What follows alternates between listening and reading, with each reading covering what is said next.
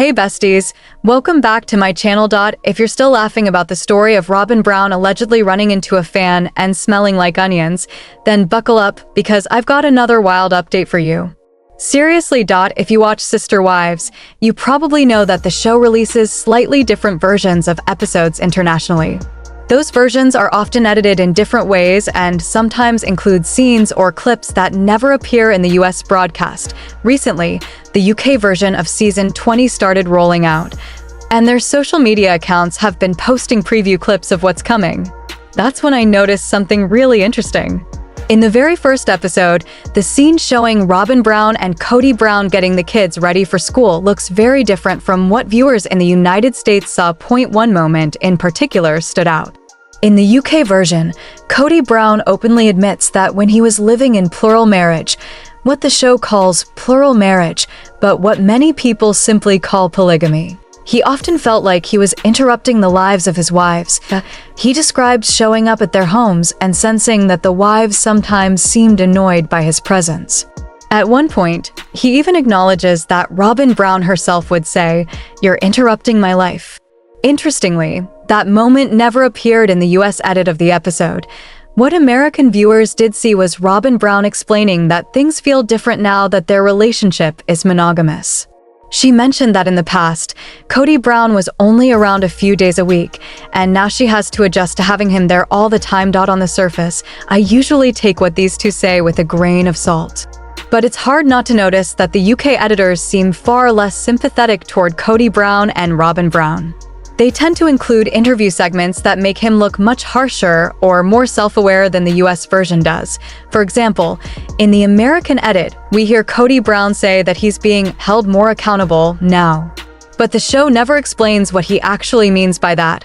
The UK version, however, does include that explanation, and it changes the context quite a bit. According to Kody Brown, when he had multiple wives, they rarely brought their frustrations directly to him.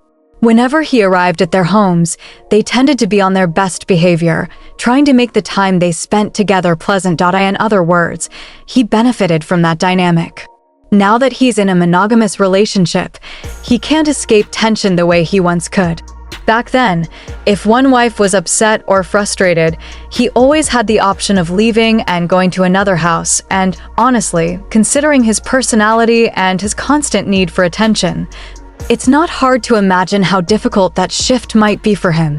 I'm not saying anything specific has happened, but after years of living in a system where multiple partners were competing for his attention, adjusting to a single relationship must feel very different. In the UK clip, Kody Brown even talks about what he considered the benefits of plural marriage. He describes how the wives often gave him a lot of latitude, excusing his behavior and convincing themselves that he was doing his best to manage such a complicated family dynamic.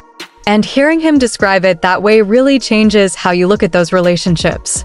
So here's the thing, what Kody Brown is really admitting is that the wives were creating a safe emotional space for him whenever he showed up. But what he doesn't fully say is that he didn't give that same emotional support back. They gave him grace. They catered to him. They adjusted their lives to make things easier for him. And because all the wives were competing for his attention, they felt pressure to keep him happy. That meant he didn't have to put in much effort.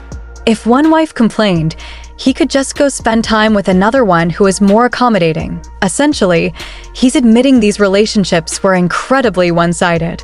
The wives were expected to cook, clean, care for the kids, and maintain a peaceful household. All he had to do was show up. Now, when he talks about how things have changed with Robyn Brown, he says that in a monogamous relationship, he has to hold space for her. He even admits she often reminds him of mistakes he made with the other wives, Mary, Janelle, and Christine. Hearing that honestly made me feel uncomfortable for the other women. It's basically an admission that he wasn't emotionally present for them. Marriage isn't supposed to work like that. In a healthy relationship, both partners should create a safe, emotional space for each other. You shouldn't have to remind yourself to care about your spouse. If this is his realization now, it also implies that his love was conditional with the other wives, based on whether they kept him happy, praised him, and avoided challenging him. And that matches what the other wives have said for years.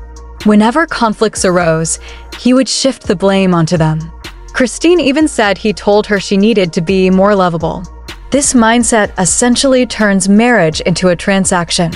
As long as the wives kept the peace and catered to him, he stayed. The moment they had needs or expectations, he saw that as inconvenient. It also reinforces that infamous best customer idea Robyn once mentioned. He treated her like a client in a store, not a partner in a marriage, even though I'm not a fan of Robyn. I also recognize that she grew up in a culture that conditioned her to be obedient and accommodating toward men. That dynamic clearly shaped how she interacts with him. But if that pattern ever shifts, if she stops catering to him the way she always has, there's a real chance he would treat her the same way he treated the others. At the end of the day, what his comments reveal is that for decades he avoided accountability. The wives carried the emotional labor, the parenting, and the work of maintaining the household while he moved between homes collecting the benefits. When they finally demanded real partnership and emotional intimacy, he couldn't handle it, and now he's trying to frame this shift as some profound epiphany. But really, he's admitting that for most of those years, he simply didn't put in the effort. Honestly. I wish we saw more of these clips in the US version of the show. What do you think? Does hearing him say this surprise you, or does it just confirm what you already suspected? Drop your thoughts in the comments below. Alright, besties, that's a wrap for today.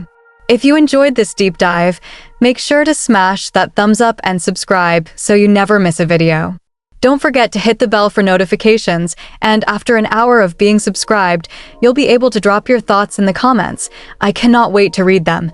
Thanks so much for watching, and I'll see you in the next one. Bye, besties!